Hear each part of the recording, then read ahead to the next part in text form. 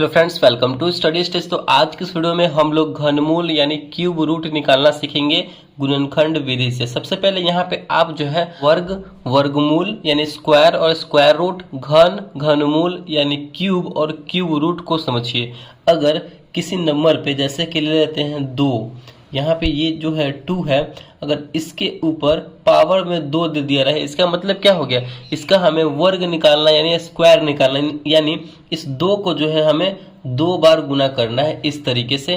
तो ये हमारा स्क्वायर निकल के आ जाता है यानी वर्ग निकल के आता है। अगर वर्गमूल निकालना होता है तो कैसे करते हैं, तो यहाँ पे इसके अंदर में कोई नंबर रहता है और उसके ऊपर से रूट लगा हुआ रहता है। जैसे कि ले लेते हैं यहाँ पे अगर 16 यहाँ पे है, यानी इसका हमें वर्गमूल निकालना है। अंडर रूट 16 है तो इसका वर्गमूल निकालना है। तो 16 का वर्गमूल कैसे निकालेंगे, यानी हमें इस नंबर को 2 पार्ट में तोड़ना होगा, 4 गुने 4 के रूप में तोड़ना होगा, और ये जो है एक बाहर आ जाएगा, यहाँ पे 4 बाहर चला जाएगा क्योंकि 2 है।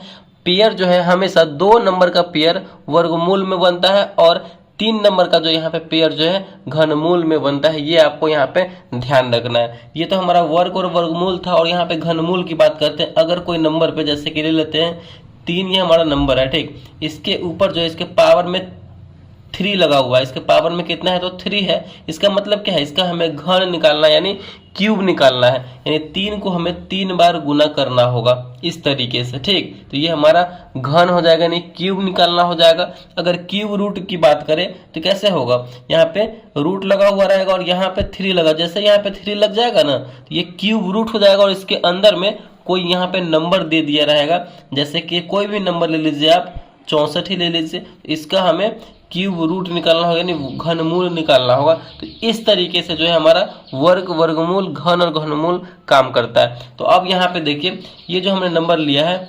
1,25,000 का घनमूल ज्ञात करें, तो ये हम गुणनखंड विधि से ज्ञात करेंगे बहुत ही सिंपल तरीके से। आप कोई भी जो है नंबर अगर घनमूल निकालना होगा कोई भी नंबर का, तो आप जो है गुणनखंड विधि से बहुत ही आसान तरीके से जो है उसे सॉल्व कर सकते हैं, निकाल सकते हैं। तो चलिए स्टार्ट करते हैं। यहाँ पे सबसे पहले आपको क्या करना है, जिस तरीके से आप एलसीएम निकालते हैं उस तरीके से हमें लाइन यहाँ पे 2 ले लेना है। तो इस तरीके से हम एलसीएम निकालते समय लाइन लेते हैं इस तरीके से।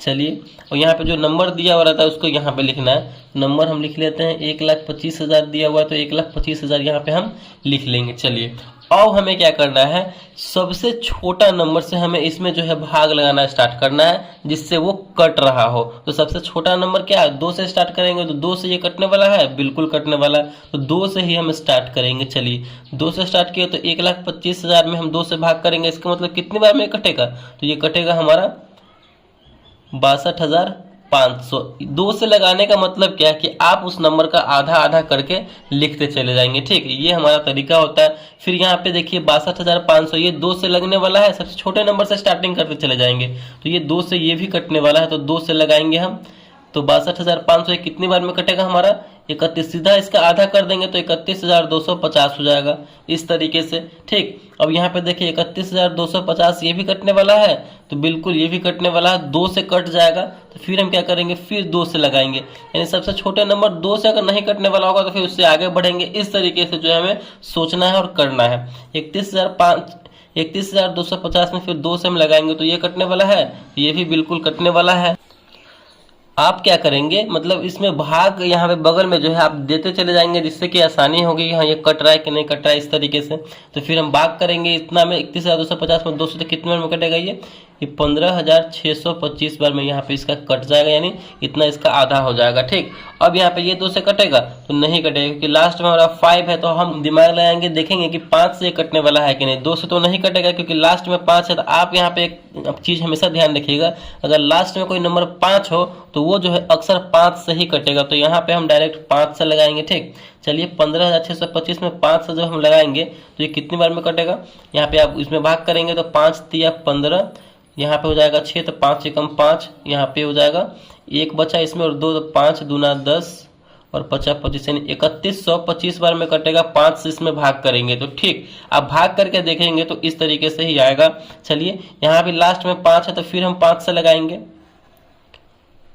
तो ये हो जाएगा हमारा 5 6 30, यहाँ पे 1 बचा, फिर 2 5 दूना 10, फिर यहाँ पे 2 बचा और 5 25 यानी 50 25 625 बार में कटेगा। फिर यहाँ पे हम 5 से लगाएंगे, 5 से लगाएंगे 625 में, तो कितनी बार में कटेगा ये कटेगा 125 बार में। ठीक, 125 में बार में 5 से गुना करेंगे तो हमारा 625 आ जाएगा। फिर यहाँ पे 5 से लगाएंगे क्योंकि 125 जो है 5 से ही कटने वाला है, तो कितनी बार में कटेगा ये 25 बार में कटेगा। 25 पंचे 125 होता है। ठीक, फिर यहाँ पे हम 5 से लगने वाला तो 5 से लगाएंगे, 50 25 25 जो है 5 से 5 बार में ही कटेगा। फिर यहाँ पे 5 से लगाएंगे, 5 से कटने वाला है तो 5 एकम 5। तो इस तरीके से हमारा जो है यहाँ पे 1 लाना है लास्ट में। फाइनली 1 हमारा आ चुका है।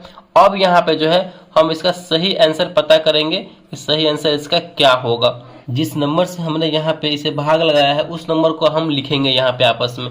ठीक, तो लिखिए 2 गुने 2 गुने 2, 2 जो है 3 बार है, 1 2 3 4 5 6, 5 जो है 6 बार है। ठीक, तो 1 2 3 4 5 6, यहाँ पे 6 बार हमने 5 को लिख लिया। और हमने आपको क्या बताया है कि घनमूल में हमें 3 नंबर का यहाँ पे पेयर बनाया जाता है और 1 नंबर वहां से निकल के आता है हमारा। तो यहाँ पे 2 का 3 है, तो यहाँ पे 1 2 बाहर आ जाएगा यहाँ से। यहाँ भी देखिए 5 जो है 6 बार है, तो यहाँ पे 1 3 में पेयर बनाएंगे तो यहाँ पे होगा 1 5 बाहर आ जाएगा। फिर जो है 3 को 5 ठो है, तो यहाँ पे 1 5 बाहर निकल के आ जाएगा। और इसे आपस में हम गुना कर देंगे क्योंकि क्यूब रूट में हमारा क्या होता है 3 नंबर का एक पेयर बनता है। ठीक, तो यहाँ पे इसे बाहर निकाल लिए और इसको आपस में गुना करेंगे। 2 पचे 10 और 10 पचे 50, यानी इसे गुना करने पे हमारा जो आ रहा है वो 50 आ रहा है। यानी इसका जो है 1,25,000 क्यूब रूट 1,25,000 का जो क्यूब रूट निकल के आएगा, घनमूल निकल के आएगा, वो कितना आएगा तो 50 आएगा। यही इसका आंसर हो जाएगा। और इसी तरीके से जो है हमें घनमूल यानी क्यूब रूट को बनाना है। आई होप ये गुणनखंड विधि आपको अच्छे तरीके से समझ में आ गया होगा कि गुणनखंड विधि से हम क्यूब रूट यानी घनमूल कैसे निकालते हैं। तो अगर वीडियो आपको अच्छा लगा और पसंद आए तो प्लीज़ वीडियो को लाइक कीजिएगा। चैनल पर नए हैं तो चैनल को सब्सक्राइब जरूर कीजिएगा। Thank you.